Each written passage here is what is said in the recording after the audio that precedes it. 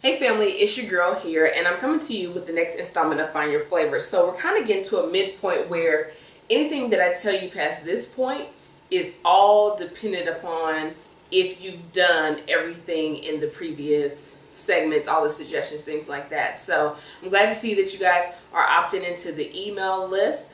The stuff is starting to come out, and I'm just going to be pumping it out to you, so be on the lookout for that. If you haven't joined the Find Your Flavor email group, the link is in the description box. So what I want to talk to you about today, and I'm not going to do a recap the way I usually do, but what I'm going to talk to you about today is the notion of, are you satisfied?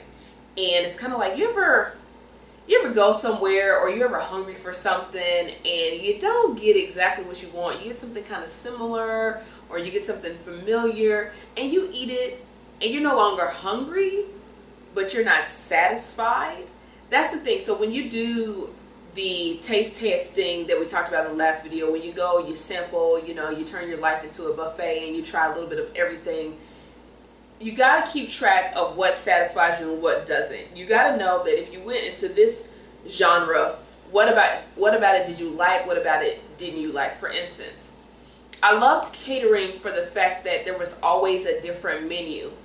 What I didn't like is there was no interaction with the people, and there was no way for me to kind of explain what it was. It was just, I just felt like I was feeding herds, just like, okay, I'm just gonna put the food out and then you're done. There was no experience there. And so while I like the fact that I wasn't cooking the same thing every day, which happens a lot like in restaurants or something like that, I was like, I don't get to connect with the people. It took me a long time to figure out what it was that I was missing. So I was like, it wasn't all bad. And then on top of that, I just didn't like the schlepping the stuff back and forth. I was like, I need some people with some muscles and some upper body strength to do all this, because I'm not, fresh out of high school like some of these culinary school graduates are. I need somebody with some vitality and some youth on their side. But anyway, I digress. But as I tried different things, I went into the recipe development thinking, oh, my background in chemical environmental engineering and the whole scientific part of the laboratory part of that would go really great into recipe development and all that kind of stuff. And I think I may have enjoyed it. However, I think, the opportunity that I had was a very interesting experience, but it kind of turned me off from that, and I was like, this is weird, so I wasn't a huge fan of that. I did personal chefing, and I did like the uniqueness and the creativity of it.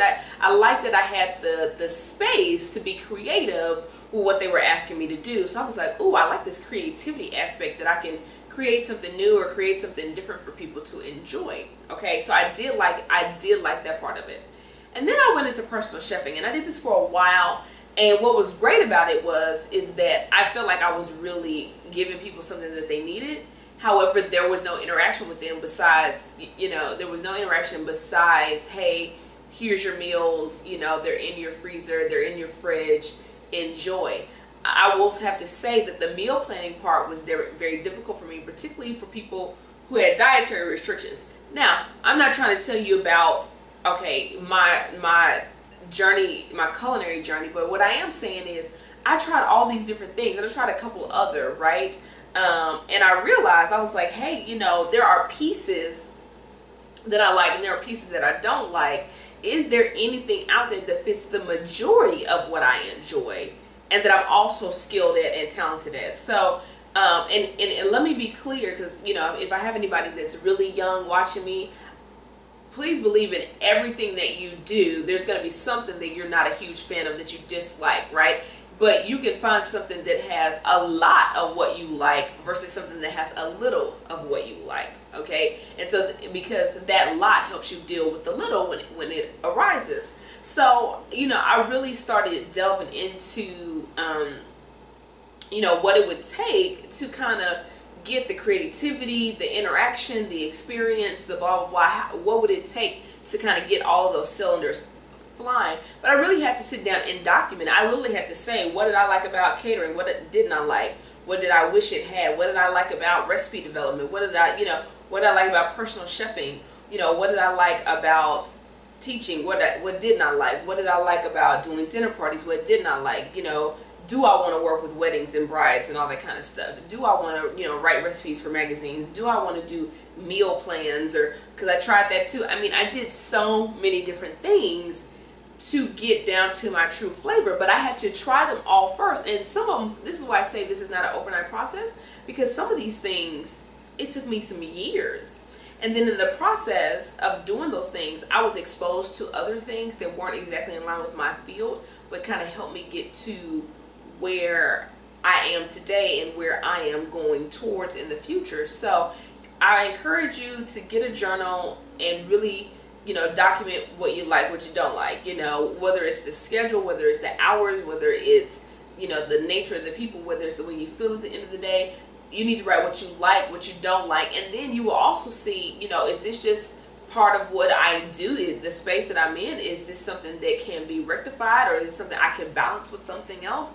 So you have to decide, are you satisfied? Okay, if you're in the mood for pizza and then you just go get some Tostina's pizza rolls, I guarantee you're not going to be satisfied. It's going to be close and you'll be like, and then you wasted all those calories for nothing. So, so anyway, you got to take a satisfaction survey after you taste test and kind of keep notes and go, this is what I like, this is what I didn't. Because if not, you'll just kind of keep spinning your wheels. You won't really know, what is for me, or how can I create something new out of all the experiences that I had. So with that, ladies and gentlemen, that is my next installment. I hope these videos are getting shorter because, the 10, 11, 12 minute videos, I'm like, look, okay, if it was me, I don't know if I'd be watching all the way to the end. So anyway, don't forget to rate, comment, subscribe. Please feel to share this with your friends, family, coworkers, enemies, loved ones, church family, all that you think this series would be beneficial for. And as always, you can find me in between videos on the internet at facebook.com/Chef Evelyn, Instagram at Chef Evelyn, Twitter Chef Evelyn, Pinterest at Chef Evelyn, and you can even find me at chefevelyn.com. So until next time, I'll see you later. Peace.